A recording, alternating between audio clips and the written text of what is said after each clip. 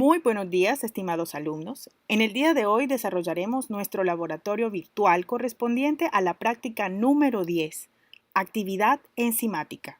Empecemos.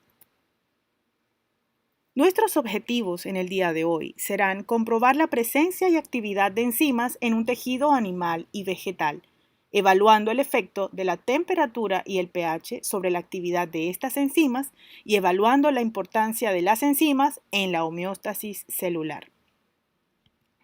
De nuestras clases teóricas sabemos que las enzimas son proteínas que se encargan de catalizar reacciones químicas en los seres vivos. La sustancia sobre la que actúa una enzima recibe el nombre de sustrato y se convierte en uno o más productos al ocurrir la reacción. El sitio activo es la región específica de la enzima donde se unen con uno o más sustratos específicos. Los factores que afectan la estructura de las proteínas también afectan la función o actividad de las enzimas. Algunos incluyen la temperatura, el pH, la concentración del sustrato y la salinidad. Altas temperaturas, altos pHs o demasiados bajos rompen ciertos enlaces en las moléculas proteicas, provocando un cambio en la forma de la molécula, un proceso que se denomina desnaturalización. En el laboratorio del día de hoy trabajaremos con dos enzimas, la primera de las cuales, la catalasa, es una enzima que se encuentra en las células de tejidos animales como el hígado y vegetales como la papa y el tomate.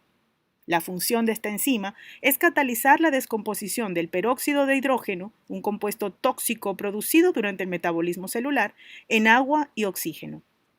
En la figura número 1 observamos una reacción de catalasa positiva y negativa. En presencia del peróxido de hidrógeno, una reacción positiva producirá un burbujeo característico. Precisamente estas burbujas corresponden al oxígeno que se libera durante la reacción, mientras que en una reacción negativa no ocurrirá ningún burbujeo ni ningún cambio evidente. La existencia de catalasa en tejidos animales se aprovecha para utilizar el agua oxigenada como un desinfectante sobre heridas.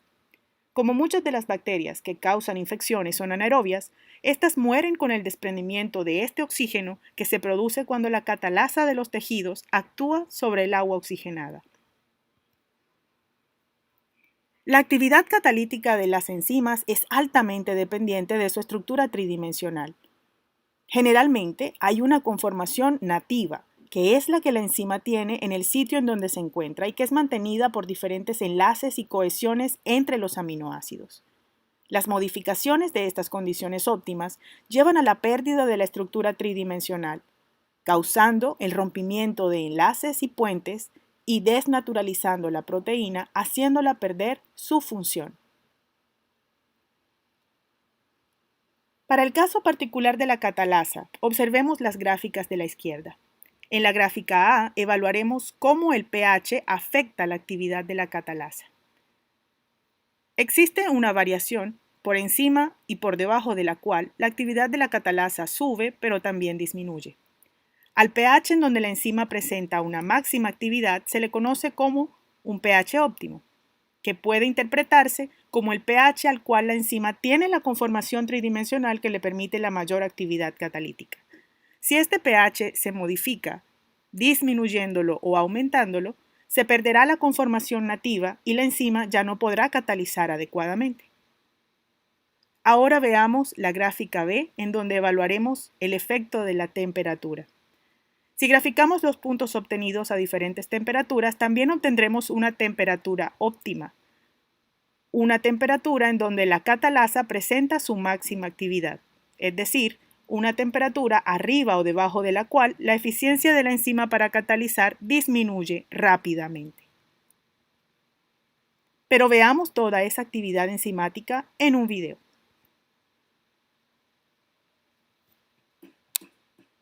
Reconocimiento y desnaturalización de la catalasa. Para esta práctica de laboratorio se necesitan 3 tubos de ensayo previamente marcados y adicionar en estos un trozo de hígado.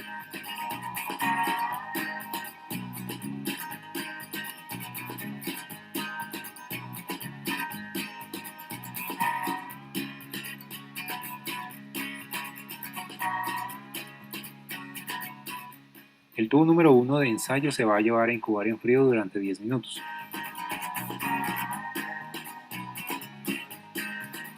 El tubo número 2 se va a llevar a incubar a 100 grados Celsius durante 10 minutos. Y el tubo número 3 a incubar en un baño María a 37 grados Celsius, es decir, a temperatura corporal durante 10 minutos.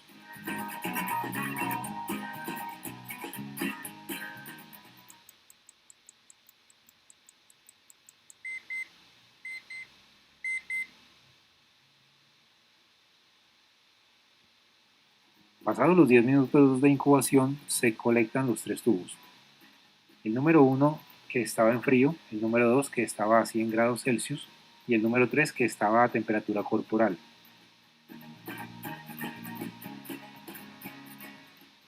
Luego a cada uno de los tubos se les adiciona 1 mililitro de peróxido de hidrógeno o agua oxigenada sin tocar la boquilla del tubo.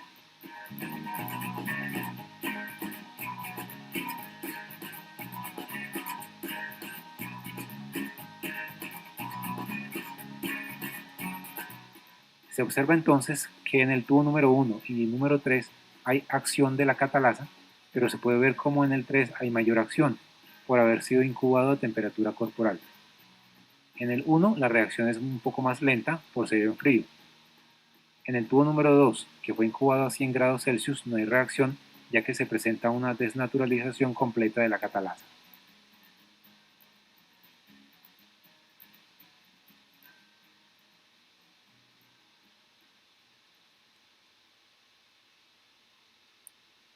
En el video hemos observado cómo el burbujeo puede ser mucho más lento o mucho más rápido, con muchas más burbujas o menos burbujas, dependiendo de las características a las que sometamos el tejido que contiene la catalasa.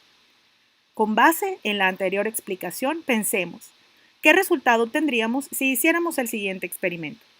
Rotularemos 4 tubos con papa en cuadros, papa triturada, hígado en cuadros, hígado triturado y nuestro blanco sin reacción con agua. Colocaremos en el primer tubo papa en cuadros y en el segundo papa triturada. En el tercero hígado en cuadros y en el cuarto hígado triturado. Finalmente colocaremos 1 ml de agua destilada en el tubo rotulado con agua. A cada tubo adicionaremos 1 ml de agua oxigenada y observaremos el burbujeo tal y como se observaba en el video anterior, comparando la intensidad en cada uno de los tubos y completando la tabla de índice de reacción usando los números de 0 al 4 para describir cuál creen ustedes que será la intensidad de la reacción en cada tubo. De tal manera que podamos llenar esta tablilla de origen y índice de reacción. En nuestro control, en donde no existe actividad catalítica, el peróxido deberá tener una reacción de 0. Ustedes deberán entonces completar, según sus conocimientos y las explicaciones anteriores, cuál de estos 4 números deberá ir en cada casilla. ¿Consideran ustedes que la papa en cuadros tendrá una reacción lenta y con pocas burbujas o lenta y con burbujas? ¿Reaccionará rápidamente con muchas burbujas o muy rápidamente con muchas burbujas? Luego de llenar la tabla, respondamos las siguientes preguntas. ¿Qué tubos esperas que den positivo? ¿Qué muestras espera que dé un mayor burbujeo y por qué? ¿Esto está relacionado con que el hígado y la papa sean ricos en catalasa? ¿En cuál de los dos es más abundante esa actividad? ¿Cuál es la función de la catalasa hepática? En el siguiente procedimiento, probaremos algo que siempre decimos en teoría. Las enzimas no se modifican o dañan luego de reaccionar. Las enzimas se reutilizan y no son modificadas en el proceso catalítico. Para probar esta afirmación, vamos a reutilizar la catalasa. Del experimento anterior, ustedes han debido dilucidar cuál de los tubos dio positivo y qué tan positiva fue esa reacción. En el siguiente, vamos a suponer que con una pipeta vamos a sacar 1 ml del sobrenadante de uno de esos tubos, donde ustedes consideran que se observó la presencia de catalasa en el experimento anterior, y lo colocaremos en un tubo limpio que rotularemos con una R de reutilizado. Al R añadiremos luego 1 ml de agua oxigenada y observaremos la reacción anotando los resultados. Si es cierto que la catalasa puede ser reutilizada, ¿esperan ustedes que dé positivo nuevamente? En el siguiente procedimiento, Trataremos ahora de desnaturalizar la catalasa evaluando temperatura y pH. ¿Qué resultado obtendríamos si hiciéramos el siguiente experimento? Tomando hígado en cuadros, lo colocaremos en un tubo de ensayo que rotularemos con la letra D de desnaturalización. A este hígado en cuadro adicionaremos un poco de agua y lo someteremos a baño María a 100 grados centígrados durante 10 o 15 minutos, tal y como vieron en el video introductorio. Una vez transcurridos los 15 minutos, vamos entonces a evaluar su actividad adicionando peróxido de hidrógeno. ¿Cuál creen ustedes que será el índice de reacción luego de hervir a 100 grados centígrados el hígado? ¿No habrá reacción?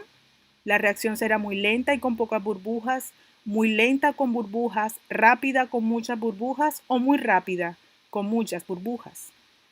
Respondamos y analicemos teniendo en cuenta también las siguientes preguntas. ¿Esperarías que la reacción fuese la misma? ¿Cuál sería el índice de reacción? ¿Cuál es la temperatura óptima de trabajo de la catalasa? ¿Cómo creen que una temperatura de 100 grados centígrados afecta en la estructura de la catalasa y luego su función? Sigamos desnaturalizándola, ahora testando el poder del pH. Para esto, ¿qué resultado obtendríamos si hiciéramos el siguiente experimento? Tomemos dos tubos de ensayo. En uno adicionaremos hígado en cuadros, adicionando 1 ml de hidróxido de sodio.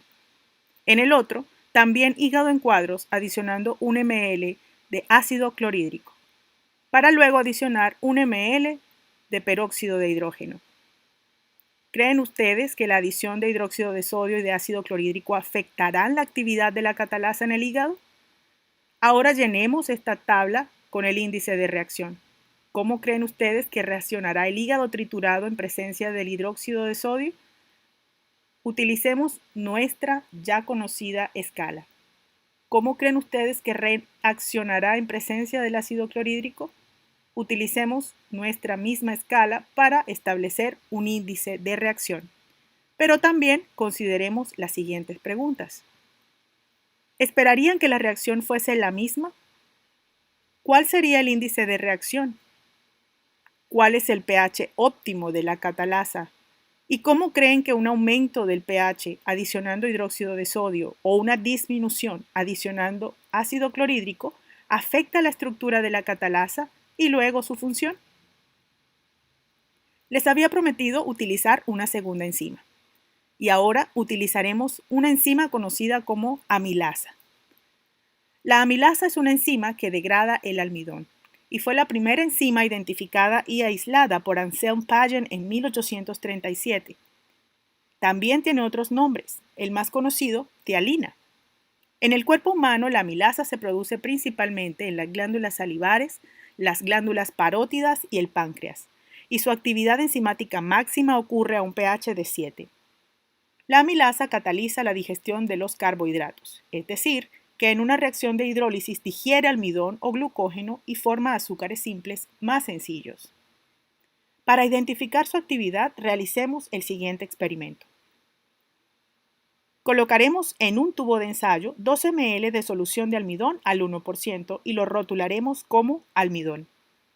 En otro tubo de ensayo, colocaremos 2 ml de esa solución de almidón al 1% y adicionaremos 2 ml de nuestra saliva, agitando y dejándolo reposar durante 25 minutos aproximadamente.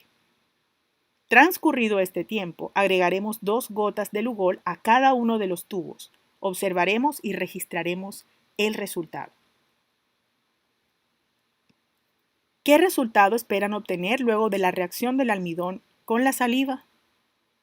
¿Por qué hacer una prueba de Lugol cuando una prueba de Lugol es positiva? ¿Cuál es la temperatura y pH óptimo de trabajo de la amilasa? ¿Para qué se usa una prueba de amilasa en sangre y orina en la medicina? ¿Y cuándo un paciente requiere este tipo de pruebas? ¿Quieres encontrar algún tipo de enfermedad cuando la pides o la ordenas? ¿Qué indica tener amilasa en sangre y en orina?